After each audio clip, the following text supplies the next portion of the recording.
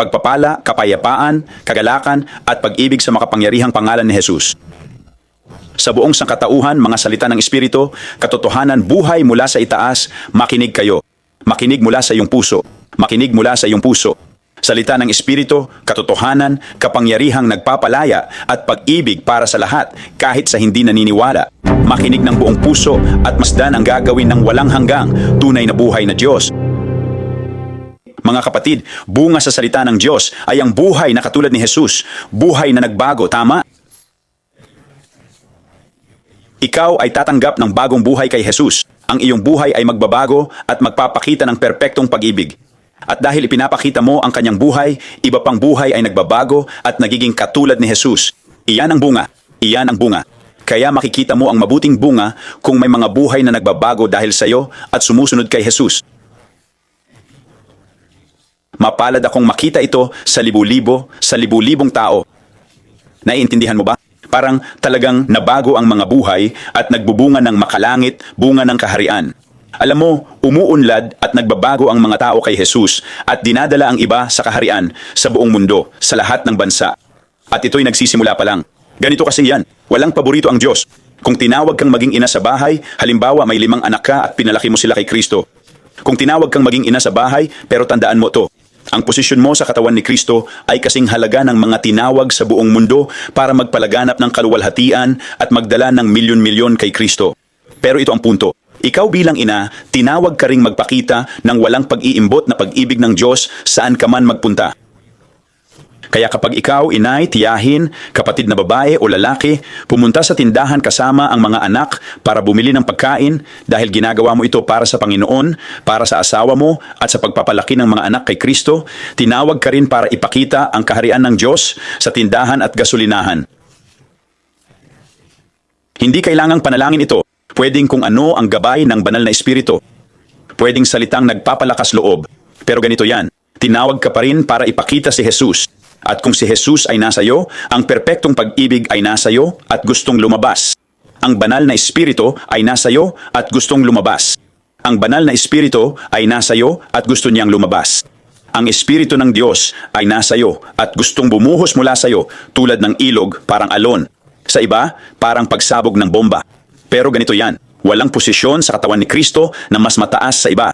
Hindi mas mataas ang posisyon ko kaysa sa mga nanay. Iisa tayo sa katawan ni Kristo. Iisa tayo sa katawan ni Kristo. Sa huli, kay Jesus ang lahat. Mga kapatid, ibabahagi ko ito dahil mahalaga. Ang maikling buhay natin dito sa lupa, ang kaloob na ito, ang sandaling panahon natin dito, gaano man katagal pa, hindi mahalaga. Bakit? Kasi inalis na tayo ni Jesus sa mundong ito. Tayo ngayon ay anak ng langit, nabubuhay sa walang hanggan. Nabubuhay na tayo sa walang hanggan. Inalis na tayo ni Jesus sa mundo at nasa langit na tayo. Hindi na natin kailangang makarating sa langit. Ang langit ay nasa loob na natin sa pamamagitan ng Espiritu Santo. Ang kanyang kaharian ay nasa loob natin at may buong access tayo, wala nang harang. May ganap tayong access kay Jesus para pumasok sa kaharian ng langit, diretso sa Ama, sa mga lugar na makalangit. Di ito maintindihan ng karamihan kasi kung di ka namumuhay sa Espiritu, di mo makukuha ang mga bagay ng Espiritu. Nalilito ka pa rin, wala sa linya ng Diyos at nagbabasa ng kasulatan gaya ng sinabi ko sa Juan 5:37-40. Binabasa niyo ang kasulatan, akala niyo'y buhay na walang hanggan, pero ayaw niyong lumapit sa akin.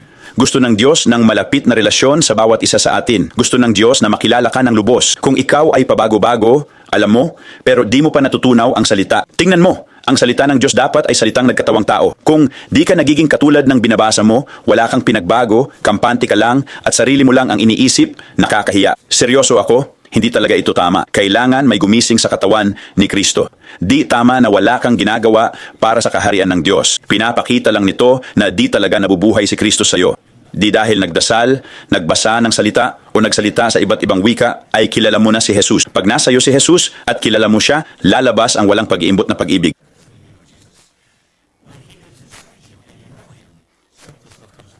Hindi tama na wala kang ginagawa para sa kaharian ng Diyos. Ipinapakita lang nito na sa totoo lang hindi siya nabubuhay sa iyo. Kahit nagdasal ka, nagbasa ng salita o nagsalita ng wika, di ibig sabihin kilala mo na si Jesus. Kung nabubuhay siya sa iyo at kilala mo siya, lumalabas ang walang pag-iimbot na pag-ibig. Kapag siya'y nasa iyo at kilala mo siya, binabago ka niya. Hindi mo hinahanap ang para sa sarili mo. Lahat ng ginagawa mo ay para sa Panginoon. Mga kapatid, matagal na akong namumuhay sa ganitong buhay. Ginagamit ako ng Diyos para sa nalabi sa mundo. Araw-araw akong inaatake ng mga relihiyosong tao pero hindi ako naaapektuhan. Hindi ako nababahala dahil ang umaatake sa akin ay katulad ng mga umatake kay Jesus. Sila yung mga taong walang ginagawa para sa kaharian ng Diyos. Binabasa nila ang Biblia ng sabik, akala nila'y makakamtan ng buhay na walang hanggan sa kaalamang pang-isip lamang, hindi sa pagpapamalas ng salita sa buhay. Kaya wala akong pakialam. May awa ako dahil sila'y nalinlang. Nabubuhay sila sa pang-aapi ng demonyo nang hindi nila nalalaman. Sinasaliksik nila ang Biblia, akala'y doon makikita ang matalik na relasyon. Ang Biblia ay gabay sa pakikipagtagpo sa walang hanggan, sa hinirang, kay Jesus para sa matalik na ugnayan. Ngunit may problema. Kapag nabubuhay ka sa labas ng Espiritu, hindi mo ito mauunawaan. Kapag nabubuhay ka sa laman, hindi mo ito mauunawaan. Kailangan mong mamuhay sa Espiritu at lubos na magpasakop sa pamumuhay ng banal na Espiritu. Tingnan mo, hindi mahirap ang ebanghelyong ito. Hindi ito rocket science para maintindihan kung bakit dumating si Jesus, ang palitan, lahat. Pero ganito, kailangan nating hanapin siya ng may dalisay na puso para lamang makilala siya. Para makilala lang siya. Ibig kong sabihin, hindi ito mahirap. Hindi ito ginawang rocket science ng Diyos. Kung hindi ko ito maiintindihan at marami sa inyo rin. Diretso lang kapatid. Simple lang ang Diyos. Siya ay walang hanggang Diyos, siya ay tumutupok. Oo, tumutupok na apoy, pero siya ang ating Ama. Siya ang ating tatay. Siya ang ating Panginoon. Siya ang Panginoon natin at mahal ka niya ng higit pa sa sino man at gusto niyang malaman mo yan. Gusto niyang buksan mo ang iyong mga mata at maunawaan. Wala nang iba pang mahalaga sa buhay mo kundi ako. Ako ang una. Nilikha kita. Kilala kita sa pangalan. Alam ko ang iyong simula at wakas. Wala nang iba pang mahalaga. Ito'y tungkol sa matalik na ugnayan ng ama sa mga anak mula sa ating tunay na tatay sa kanyang mga anak. Parang ang buong panahon natin sa mundo ay para magkaroon ng ugnayan, alam mo, sa pamamagitan ni Jesus, pabalik sa Ama. Dumating si Jesus, ang pangunahing dahilan ay para ipakita ang Ama sa mundong ulila, sa ating lahat. Kaya namatay si Jesus para sirain ang sumpa at ibalik tayo sa perpektong pag-ibig. Ang layunin ng turo ay maging pag-ibig. Pero tandaan, may mission tayo sa lupa bilang mga Kristiyano. Ang Kristyanismo ay hindi lang pagsisimba. Ang Kristyanismo ay pagiging katulad ni Kristo, ikaw ay nagbabago at nagiging tulad ni Jesus. Hindi lang pagbabasa ng Biblia, kundi pagsasabuhay ng salita, pamumuhay ayon sa Ebanghelyo at gawa. Hindi lang ito tungkol sa pagbabasa ng iyong Biblia. Ang salita ng Diyos ay umaakay sa iyo kay Jesus sa pakikipagtagpo, sa matalik na ugnayan, sa karanasan ng intimidad na nagbabago sa iyo sa pisikal na paraan tungo sa supernatural at posibleng pagbabago, langit na sumasalakay sa lupa gaya ng sa langit. Mga kapatid, ibinabahagi ko sa inyo ang salitang ito dahil alam nyo ba? Gaya ng sinabi ko, kailangan nating palakasin at hikayatin ang isa't isa na abutin ng bawat bagay na pinagbayaran ni Jesus. Hindi tayo dapat matakot, mag-alala o magkaroon ng anumang ganyang bagay. Hindi angkop ang mga iyan sa isang mananampalataya. Kung inihandog mo na ang iyong buhay at hindi ka na nabubuhay, paano ka matatakot? Natatakot ka lang kapag mahal mo pa rin ang iyong buhay. Sinabi sa iyo ni Jesus na huwag mong mahalin ang iyong buhay. Sinabi niya na ialay mo ang iyong buhay at kunin ang sa Kanya. Hindi ka dapat matakot. Maraming Kristiyano raw mamamatay para kay Jesus, pero nahihiya pang mangaral sa gym, sa tindahan, sa trabaho. Hindi man lang sila nangangaral sa mga lugar na pinupuntahan nila araw-araw. Kalahati ng mga kasamahan nila, di man lang alam na Kristiyano sila, tapos sasabihing mamamatay para sa Kanya. Siyempre, hindi yan totoo. Huwag mong isipin ang sasabihin ng iba. Ang mahalaga lang ay ang sinasabi niya tungkol sa iyo. Naintindihan mo ba ang tanging bagay na mahalaga? Kapag malaya ka sa sarili, malaya ka sa lahat. Ikaw ay malaya sa Espiritu, buhay sa Espiritu ng Diyos na nagmamay-ari at kumukontrol sa iyo. Kumukontrol sa lahat. May walang hanggang kaloob ka ng Espiritu, mga makalangit na biyaya sa espiritual na account. Di mo maipaliwanag sa normal na isip dahil ito'y laban sa Diyos. Ito'y laban sa Diyos. Ito'y laban sa Diyos. Sabi ng Diyos, ang normal na isip, ang lumang pag-iisip ay laban sa isip na ibinigay niya, ang isip ni Kristo. Ang kanyang isipan, ang kanyang puso't isipan. Tandaan tungkol ito sa pagkakaroon ng kanyang puso. Walang pag-iimbot na pag-ibig. Kaya't dapat nating matutunan sa Espiritu ng Panginoon ang pag-ibig ng Diyos. Dapat nating matutunan ang pag-ibig ng Diyos. Ang perpektong pag-ibig ng Diyos. Ito ay agape. Ito ay agape. At hindi ako naniniwala na maaabot natin ang ganap na pag-unawa dahil siya ay Diyos. Ang kanyang pag-ibig ay kahanga-hanga. Ngunit dapat nating patuloy na hanapin ang lahat ng ibinigay sa atin sa kanyang salita kahit unti-unti lang nating nauunawaan. Nakakamangha ang lahat ng ito na available sa atin. Ang buhay na ito, ang buhay ng imposible na tayo'y tinawag. pamumuhay sa banal na espiritu. Gusto kong ibahagi sa inyo na hindi mahalaga ang sinasabi ng iba. Ang mahalaga ay kung ano ang sinasabi ng Diyos tungkol sa iyo. Mahal ka ng Diyos, mahal ka niya ng higit sa sinuman. Mahal ka niya ng higit sa sinuman. May kailangang makarinig nito. Mahal ka ng Diyos ng higit sa sinumang makapagmamahal sa iyo. Mahal kita, mahal kita, mahal kita. At lahat ng aking mga kapatid na nakakakilala kay Jesus ay nagmamahal din sa iyo. Mahal namin kayo. At itong mga mensahe ng Espiritu Santo ay para hikayatin ang katawan ni Kristo na di tama kung Kristiyano ka na ng 20-30 taon pero nahihirapan ka pa rin. Hindi yan tama. Kailangan naming palakasin kayo sa pamamagitan ng katotohanan sa salita para kayo'y mapalaya. Ang katotohanan at buhay na salita ang magpapalaya sa iyo. Pero dapat ito'y buhay at aktibo sa mananampalataya. Ibig sabihin, tayo mismo ang dapat maging salita sa laman. Tayo mismo ang dapat maging salita sa laman. Tayo dapat ang maging mismong mensahe. Tayo dapat ang maging mismong mensahe. Kita mo, yung mga nakikinig ngayon na may relihiyosong pag-iisip, di nila ito maiintindihan. Di mo ito maiintindihan. Gets mo? Mauunawaan mo lang ito sa pamamagitan ng kanyang espiritu. Kung hindi ka nabubuhay ng lubos na sumusuko, hindi ka nabubuhay sa espiritu, wala kang access sa paghahayag ng banal na espiritu. Hanggang sumuko ka, saka lang ito ibibigay ng Diyos sa iyo. Ibibigay ito ng Diyos sa iyo. Pero hanggang hindi pa, malilinlang ka sa pagbabasa ng salita ng may pagkaligaw at walang pagbabagong mangyayari sa iyo. Magbabasa ka lang ng walang nagagawa para sa kaharian ng Diyos at magiging Kristiyanong walang kapangyarihan, patay sa espiritu. Diretso. Pwede mong sabihing nasa iyo ang banal na espiritu, pero ang patunay na nasa loob mo ito ay mabibihisan ka ng kapangyarihan mula sa itaas. Iyan ang kapangyarihang supernatural. Bumubuhay ng patay, nagpapagaling ng may sakit, nagpapalayas ng demonyo, mabibihisan ka ng kapangyarihan mula sa itaas. Kapangyarihang supernatural. Iyan ang katibayan na ang apoy ng Diyos, ang banal na espiritu ay nasa loob mo. Ang apoy ng Diyos ay kadalisayan, kaya ang may Espiritu Santo ay dapat lumakad sa kalinisan. Lumalakad ako sa kabanalan. Ako'y nabibihisan ng katuwiran ang hinirang. Tingnan mo, ang apoy ng Diyos ay apoy ng kadalisayan. Hindi ito mananatili sa iyo kung ikaw ay namumuhay ng masama. Hindi ito mananatili sa iyo kung wala kang dalisay na puso. Pwede kang magkaroon ng kaloob at maging tulad ni Simon ang mangkukulam. Pwedeng may kaloob ka, pero kung nabubuhay ka sa kahalayan, ang pag-ibig ng Diyos ay wala sa iyo. Kung nabubuhay ka sa anumang uri ng pagkamakasarili, ang pag-ibig ng Diyos ay wala sa iyo hanggat hindi ka nagsisisi.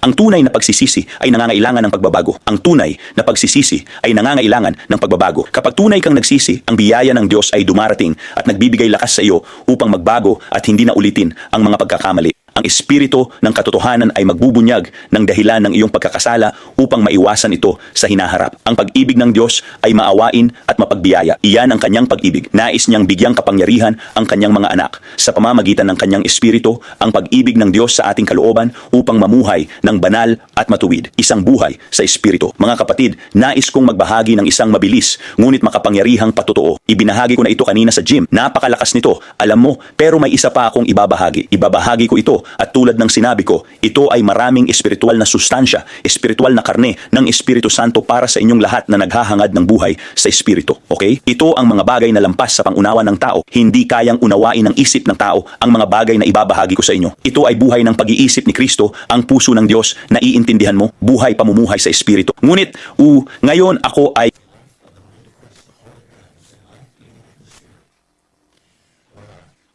ibahagi nyo to, gaya ng sabi ko, maraming espiritual na sustansya to, karne ng Espiritu Santo para sa lahat ng naghahanap ng buhay sa Espiritu. Okay? Mga bagay to na lampas sa pangunawa ng tao. Hindi kayang maintindihan ng isip ng tao ang mga ibabahagi ko sa inyo. Ito'y buhay ng pag-iisip ni Kristo, puso ng Diyos. Gets nyo? Buhay, pamumuhay sa Espiritu. Pero kanina, pumunta ako para bumili ng kama sa tindahang tinatawag na Bed, Bath, and Beyond. Bed, Bath, and Beyond. Habang nasa Bed, Bath, and Beyond ako, kausap ko sa telepono. Yung kapatid kong babae, nagkukwentuhan lang kami tungkol kay Jesus.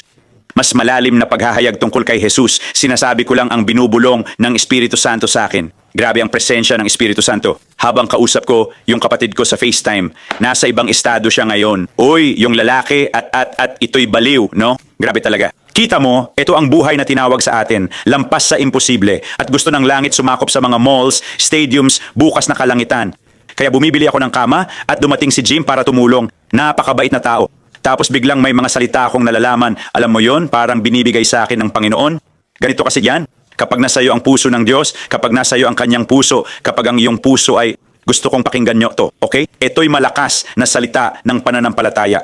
Kung gusto mong dumaan sa iyo ang langit tulad ng malakas na alon, tuloy-tuloy, umaga hanggang gabi, parang alon ng Espiritu at pag-ibig ng Diyos, makinig kayo. Makinig kayo, okay? kung lagi mong sasabihin, Ama, tuwing lalabas ka ng bahay, Ama, gamitin mo ako para sa iyong kaluwalhatian, Panginoon. Bilyon-bilyong kaluluwa, Panginoon, ngayon ay masusunog sa impyerno. Ama, ngayon kapag pupunta ako sa tindahan, ipakita mo ang iyong kaluwalhatian. Dumaan ka sa tindahang ito, Panginoon. Alam ko na gusto mong hawakan ang buong tindahan, Panginoon. Sumabog lang ang iyong kaluwalhatian, Panginoon. Banal na Espiritu, gawin mo ang iyong paraan. Ama, hayaan mo akong tumingin at lumingon, Ama. Lumingon ka, Ama, sa iyong kahangahangang Shekinah na kaluwalhatian at sumabog ngayon sa lahat. Tingnan, kapag sinimulan mong ipahayag at malaman ang kabutihan ng Diyos na gusto lang niyang hawakan ang lahat. Kaya kapag dumating ka sa paghahayag na iyon at sa panibagong pag-iisip, nais ng Diyos na makilahok sa lahat at makasalubong ang lahat sa planeta, saka ka magsisimulang lumakad doon. Magsisimula kang lumakad doon dahil nakikita niya na ang puso mo ay puso niya. Nakikita niya ang puso mo ay puso niya. Kapag ang tibok ng puso mo ay naging sa Kanya, pati isip at pananaw mo ay magiging Kanya na rin. Pag puso't isip mo ay naging sa Kanya, ang tingin mo sa lahat ay magiging katulad ng sa Diyos. Dito nagsisimula ang kumilos ang kaluwalhatian ng Diyos sa buhay mo ng higit sa pangunawa. Gumagalaw kahit saan ka pumunta nang di ka nagdarasal. Ganito kung bakit ang anino ni Pedro ay nakapagpapagaling. Okay? Ito ang kaluwalhatian ng Diyos. Kapag lagi kang nakatingin sa hari, naghahanap ng kaharian sa lahat ng gawain, puspos ka ng pagsamba kay Jesus. At lahat ng bagay ay sadyang gusto mo lang magamit para sa kanyang kaluwalhatian at para ang iba ay lumapit sa kanya. Kapag ganyan ang postura ng puso mo, naku po, nakikita ko ang kaluwalhatian ng Diyos na gumagalaw parang at hindi mo masasabi sa taong inapi ng demonyo o may relihiyosong espiritu kasi di nila maintindihan, alam mo? Baka nakakita sila ng himala, pero sobrang walang pananalig at inapi ng demonyo, kaya di nila maintindihan ang mga bagay ng Espiritu. Kahit ako, nahihirapan makita itong mga bagay na to, alam mo, araw-araw ko itong nakikita at namangha ako sa Panginoon. Namangha ako sa Panginoon sa buhay kong isinuko. Nasa Bed Bath and Beyond ako, tapos bigla akong binigyan ng Panginoon ng kaalaman para kay Brother Jim dito. Agad-agad siyang gumaling at napalaya sa loob lang ng ilang segundo. Dating Romano Katoliko siya. Alam mo, nakatagpo si Gets kay Jesus, nakakuha ng bagong disk, sciatica, at bumalik sa lugar, ang gulugod. Habang nasa telepono ako, umaakyat ako at kausap ko. Gusto kong pakinggan ninyo ito. Dito dumating ng mabigat ang kaluwalhatian ng Diyos sa mga 25 tao lang. Parang may pagsalakay mula sa langit. Ginawa ito ni Ama ng mag-isa. Hindi ko alam, napanood ko lang mangyari. May pagpapahid ako bilang tagakita, kaya nakikita ko sa Espiritu ang talagang ginagawa niya. Grabe, ako'y talagang, habang kausap ko sa telepono, ang kapatid ko, pagsapit ko sa rehistro, sabi ko, ako, biglang bumaba ang bigat ng kanyang kaluwalhatian. Para bang ang bigat ng kaluwalhatian ng Diyos, ng langit mismo, ay dumating. Parang alam mo, hindi ko maipaliwanag. Parang kung biglang tumalon ka sa swimming pool. Hindi ko talaga maipaliwanag. Parang biglang bumuhos sa loob ng tindahan. Sumalakay ang langit at bumaba ang bigat ng kaluwalhatian ng Diyos. Sinabi ko yun at sabi niya, sige na, ibinaba niya ang tawag, alam niyang kumikilos ang Diyos. Pagkababa ko, nakita ko ang pila.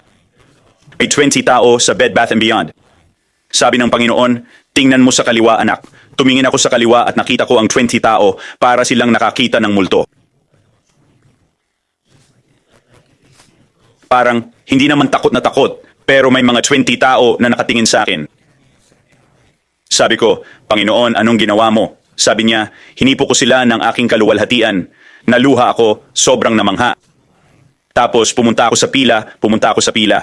Sandali lang. Pagkatapos, pumunta ako sa pila at may magandang 695 news na kapatid doon.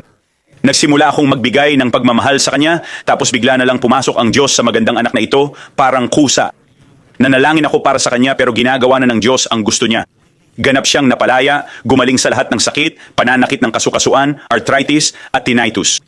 Umiyak siya at nagkaroon kami ng sandali bilang magkapatid. Mananampalataya na siya dati pa.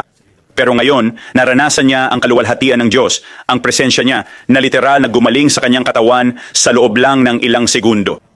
Ibinabahagi ko ang mga patotoong ito para ipakita na ito'y normal na Kristyanismo.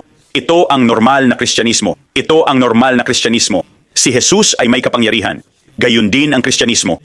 Wala talagang tinatawag na Kristyanismong walang kapangyarihan, walang ganoon, walang ganoon. May Kristyanismo lang na nagpapakita ng kaharian ng langit dito sa lupa. Tayong lahat ay tinawag para dito. Okay lang kung di pa ito nangyayari sa buhay mo. Pero kung di mo hinahabol, kung di mo man lang sinusubukan, sasabihin ko sa iyo to, dati pag nagpapatong ako ng kamay sa may sakit, walang gumagaling, walang naihahatid. Pero alam kong ginagawa ni Jesus yon. At alam ko pag nagdarasal ako, at ito'y para hikayatin kayo. Di ibig sabihin nun na wala akong pananampalataya. Di ibig sabihin nun na wala akong pananampalataya. Ibig sabihin, may pag-aalinlangan ako sa aking paniniwala. May pag-aalinlangan ako sa aking sistema ng paniniwala. Alam ko na hindi sa panig ni Jesus kung bakit hindi sila gumaling. Kaya hindi ko sisisihin ang Diyos. Parang ganito ako, ay Diyos, mukhang hindi ka nagpagaling ngayon, Panginoon. Hindi ka nagpakita. Alam ko na nasa akin ang tungkulin na patuloy na hanapin ang tagumpay at lahat ng ibinigay sa akin sa lahat ng ibinigay niya sa akin mula sa itaas. 'Di ba? Nasa loob ko 'yan. Kaya dapat nating ipagpatuloy hanggang makita natin ang tagumpay sa bawat isa sa ating buhay. Kung hindi ka lumalabas sa iyong comfort zone at hindi hinahabol ang mga bagay na ito, hindi pinag-uusapan, huwag pag-usapan, huwag mag-post tungkol dito, huwag magsulat tungkol dito, huwag mangaral tungkol dito. Hoy, walang saysay ang pananampalataya kung walang gawa. Magpatong ka ng kamay sa may sakit. Manalangin ka para sa mga tao ng pisikal. Gawin mo sa trabaho mo, gawin mo sa tindahan ng tako, gawin mo pagkatapos ng hapunan mo, maging walang pag-iimbot, maging liwanag na nagningning, maging totoo sa gitna ng iyong lugar kung saan ka tinawag. Gumising ka. Kung di mo yan ginagawa sa trabaho o sa labas ng bahay, kung di alam ng kapitbahay mong ligtas ka, nakakahiya, huwag mamuhay sa kahihiyan. Sinasabi ko lang, hayaan mong ikaw ay makapag-isip-isip. Kung ang iyong mga kapitbahay ay kung di alam ng kapitbahay mo na kilala mo si Jesus dahil di ka nagpapatugtog ng worship pag-alis mo, dapat alam ng bawat kapitbahay mo na kilala mo si Jesus. Dapat mong ipakita ang presensya sa iyong lugar. Dapat kang manalangin habang naglalakad sa kapitbahayan. Ipanalangin mo ang mga kapitbahay kung di mo pa na ibabahagi ang katotohanan at buhay sa kanila. Pumunta sa trabaho para magningning, gawin ang lahat para sa Panginoon. Kung di ka tapat sa kapitbahayan at trabaho mo, bakit ka pagkakatiwalaan ng Diyos sa mga bansa? Kung di ka man lang kayang maging tapat, hoy mga tapat, ipangaral ang salita ng Diyos sa kapitbahay, trabaho at pang-araw-araw na lugar. Bakit ka pagkakatiwalaan ng Diyos sa isang lungsod o bansa? Hindi niya gagawin yan. Ipinapangako ko sa iyo yan. Hindi niya gagawin yan. Kung tapat ka sa maliit, pagkakatiwalaan ka niya ng malaki. Sasabihin ko sa iyo to, sa lahat ng tinirhan ko, lahat ng kapitbahay ko'y naligtas at gumaling. Lumabas ako sa aking comfort zone. Pag nakikita ko sila sa tabi ng kotse nila, kumusta ka?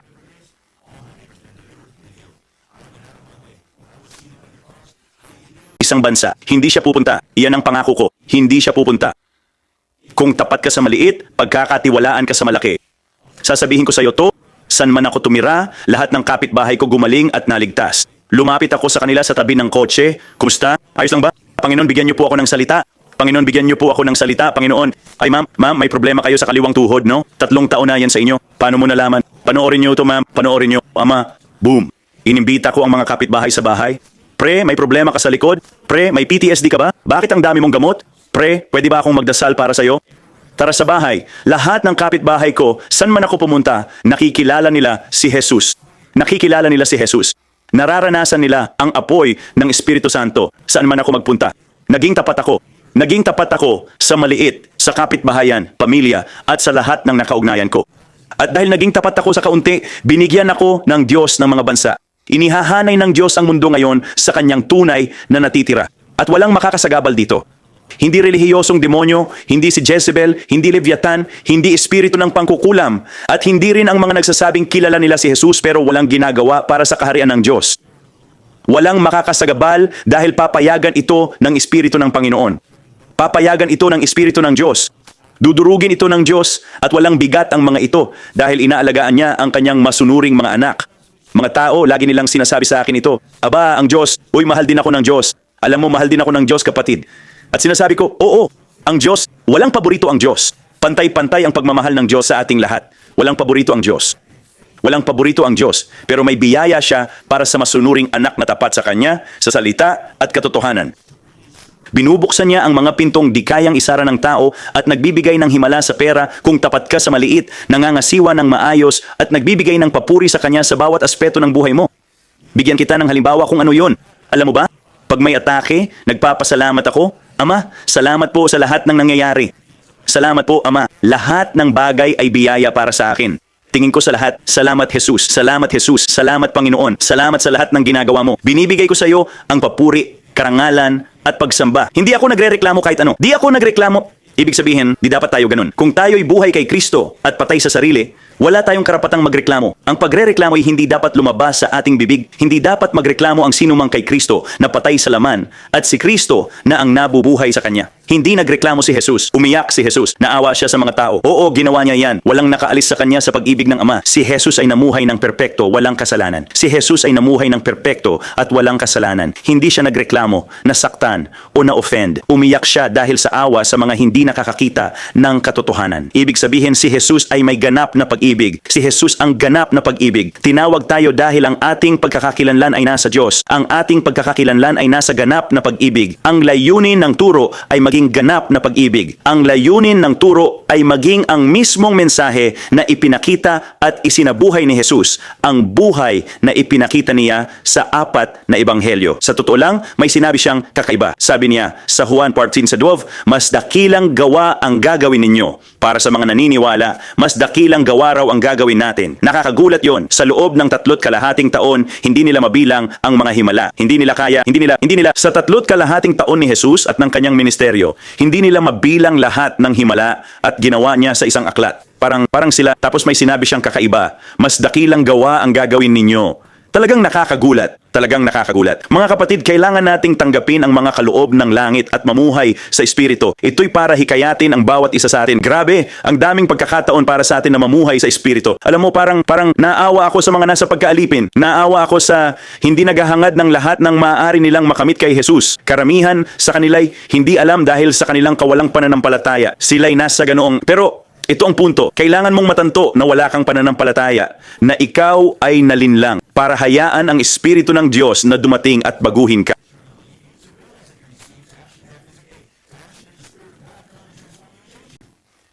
Kaya kung hindi mo napapansin na malayo ka na pala, nalinlang at nabubuhay sa pagbaluktot ng salita, alam mo ba? Hindi makakapasok at magbabago sa iyo ang Espiritu ng Diyos. Hindi makakapasok at magbabago sa iyo ang Espiritu ng Diyos. Paano mo malalaman na nabubuhay ka sa panlilinlang, sa pagbaluktot ng salita, at nililinlang mo lang ang sarili mo palayo sa Diyos? Ganun lang yon, diretso. Kahit nakabisado mo ang Biblia, di naman katulad kay Jesus ang buhay mo. Hindi, di talaga mukhang ilaw ang buhay mo. Saan ka man pumunta, di ka nagdarasal para sa iba, wala kang ginagawa para sa kapwa mo. Nagdadasal ka lang sa bahay, tapos ginagamit mo yung talata sa Biblia. Gustong-gusto ng mga tao yung talata na yon. Sabi nila, huwag ipaalam sa kaliwa ang ginagawa ng kanan. Ibig sabihin, gawin lahat ng pribado. Yan ay isang demonyong relihiyoso, isang masamang espiritong relihiyoso. Demonyo yan na nagsasalita kapag ganyan ang mga relihiyosong tao. Mga relihiyosong tao, walang silbi, walang tulong sa iba, nakatambay lang sa bahay, nagbabasa ng Biblia, walang ginagawa. Tapos nagagalit sila dahil hindi sila malaya. Kaya kung na-offend ka sa mga salitang to ngayon dahil di ka malaya, demonyo yan na nag-aalboroto, gets mo? Gusto ng Diyos na palayain ka sa sarili mo. Gusto niyang palayain ka para manirahan ang kanyang espiritu sa iyo. Para maintindihan mo ang Biblia at salita nito gaya ng orihinal na layunin. Para ipakita sa buhay mo, sa pagsuko at pagpapasakop at maging salita sa laman gaya ng tawag ni Jesus sa atin. Kaya nga, nakaka-encourage tong salitang to. Tulad ko, naway bigyang lakas ng Espiritu ng Panginoon ang bawat isa sa atin upang mamuhay ng lubos na pagpapasakop sa banal na Espiritu sa atin at maging salita sa laman. Hindi ka magiging salita sa laman kung hindi mo isinasabuhay ang ebanghelyo. Kung hindi mo ito gagawin, hindi mo matutupad ang layunin, pamana at planong inilaan ng Diyos para sa iyo sa mundong ito. Hindi mo magagawa. Magiging isa ka lang sa maraming Kristiyanong nahihirapan sa buhay. Hindi mo mararanasan ang kanyang kapayapaan, kagalakan at pag-ibig. Akala mo meron ka, pero kung hindi ka sumusunod sa kanyang salita, wala kang access sa kanyang kapayapaan, pag-ibig at kagalakan. Nalilinlang ka lang kung iniisip mong meron ka. Wala talaga. At ang salitang ito ay para hikayatin tayong lahat na magising at mabuhay sa Kanya. Mga kapatid, pakinggan ninyo ang sinasabi ko. Ikaw ay isang walang hangganang sisidlan ng kapangyarihan ng langit na nasa loob mo. Wala namang super kristyano, walang super kristyano. Lahat tayo ay mananampalataya. Lahat tayo ay mananampalataya. Kung lahat tayo'y maniniwala sa sinasabi niya tungkol sa kanyang sarili, dapat tayong lahat ay lumakad ng ganito, lumaking katulad niya, tayong lahat. Kung si Jesus ay, heto ang isang paghahayag. Kung si Jesus ang ating pagkakakilanlan at ang kanyang buhay ay nasa atin, siya ay lumakad sa fivefold. Si Jesus ay lumakad bilang apostol, guro, pastor, propeta at ebanghelista. Ang perpektong pag-ibig ay ebanghelistiko. Si Jesus ay lumakad sa fivefold ministry. Alam niyo ba mga kapatid, bawat isa sa inyong nabubuhay kay Jesus sa Espiritu Santo ay may fivefold told sa inyo. Taglayin ang 5 ulit dahil si Jesus ay nasa iyo. Ito'y isang kapahayagan para magising. Kayong lahat ay tinawag upang magpropesya. Lahat kayo'y tinawag sa apostolikong tungkulin na magningning dahil sa Espiritu ng Panginoon sa inyo. Magpakita ng presensya at baguhin ang kapaligiran dahil ang Espiritu ng Panginoon ay nasa iyo. Kayong lahat ay tinawag na magturo. Lahat kayo'y tinawag na turuan ang nawawala. Tinawag kayong turuan ang nasa dilim para dalhin sa liwanag. Kayo'y mga pinuno para akayin ang iba kay Kristo sa pag-ibig niya sa pamamagitan ng inyong buhay. Hindi ibig sabihin may titulo ka ng apostol, propeta o may sertipiko. Ngunit ang 5 ulit ay nasa bawat isa sa atin dahil si Jesus ay nasa atin. Lahat ng kapangyarihan ng langit ay nasa atin. Ang mga tandang ito ay susunod sa mga naniniwala sa sinasabi ni Jesus kung sino siya. Ang mga tandang ito ay susunod. Ang nalalabi ay ang grupo ng mga anak na lalakad ng banal, bibihisan ng katuwiran, magpapakita ng perpektong pag-ibig, ng 5 ulit at mag-aangkin ng pagiging anak. Wala silang pakialam sa posisyon o titulo. Hindi nila mahal ang buhay hanggang kamatayan, sumasalakay lang sila. Ang nalalabi ang magiging sagot sa susunod na kaguluhan sa mundo. Oo, darating ang kaguluhan. Oo, darating ang kaguluhan. Oo, may kakilakilabot na bagay na darating sa mundo. Pero taglay natin ang Espiritu ng Diyos. Gusto kong mga kapatid, oo, may kakilakilabot na bagay na darating sa mundo. Oo, totoo yan. Nasasabik ako sa mga atake ng demonyo dahil si Jesus ay magpapakita at magpapasikat. Si Jesus ay magpapakita at magpapasikat. Walang demonyo.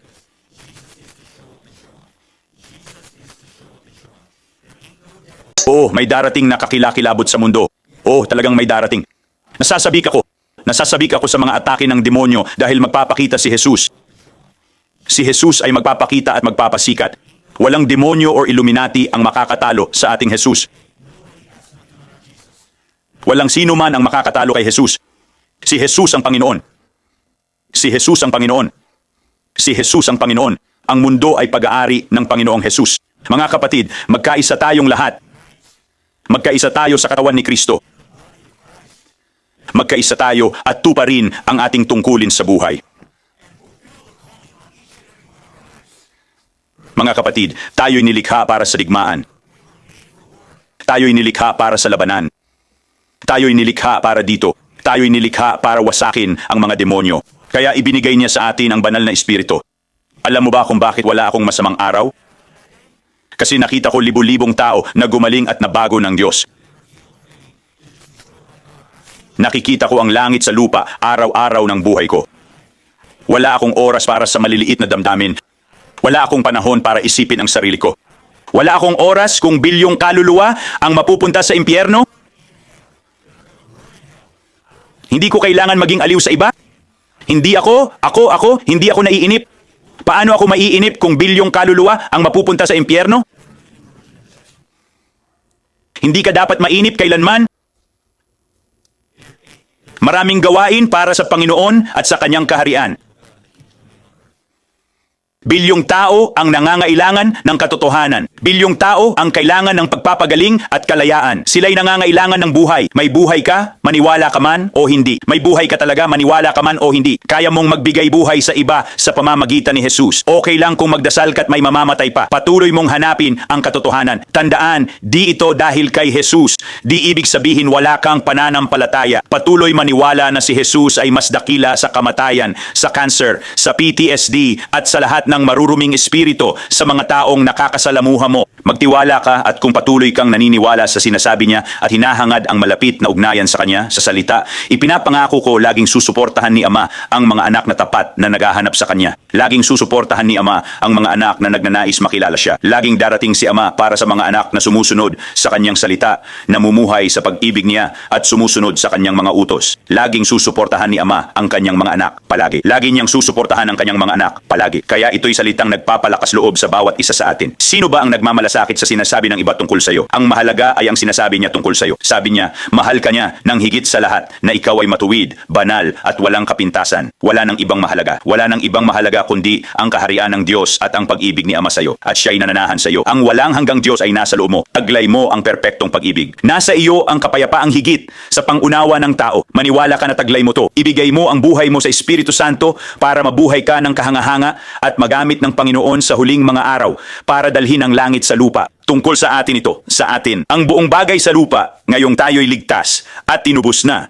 Hinugasan ng dugo niya, ginawang karapat-dapat, di ba? Ngayon, tungkol na ito sa mga kaluluwa. Ang labanan ay para sa mga kaluluwa. Tungkol ito sa pagdadala ng nawawalang kaluluwa sa kaharian bago bumalik ang Panginoon, bago bumalik ang hari. Lahat ng ito'y tungkol sa mga kaluluwa. Ginagamit ng Diyos ang kanyang himala, pag-ibig para dalhin ang iba sa kanyang pagmamahal, ipakita kung gaano niya sila kamahal. Tandaan, ang pag-ibig, awa at kabutihan ng Diyos ang nagdadala ng tao sa pagsisisi. Ipakita ang pag-ibig, buhay at katotohanan ng Diyos. Maging ganap na pag-ibig, huwag humatol. Magmahal lang, magmahal lang. Ang pag-ibig ng Diyos ay bumubuhay sa mga patay. Ang pag-ibig ng Diyos ang sumisira sa bawat sumpa, kulam at masamang espiritu. Ang pag-ibig ng Diyos ang pumuputol sa bawat kadena. Ang pag-ibig ng Diyos ang pinagmumulan ng lahat dahil ang Diyos ay pag-ibig.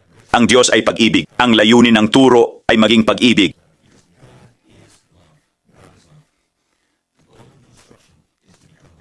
Kilalanin si Jesus. Ang layunin ay maging pag-ibig. Mga kapatid, sinasabi ko to para hikayatin kayo gumising na. Magising na. Totoo, kailangang magising ang katawan ni Kristo. Si Jesus ay makapangyarihan, walang mahina sa Kristyanismo. Dapat nating hangarin ang kabuuan ni Kristo. Basahin ang Biblia para maging salita. Manatili sa isang bahagi hanggang maging salita ka, mensahe sa tulong ng Espiritu Santo.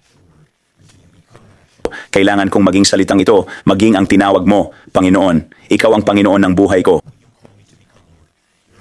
Ang pagkakakilanlan ko ay nasa iyo, Jesus. Panginoon, nais kong maging salita sa laman.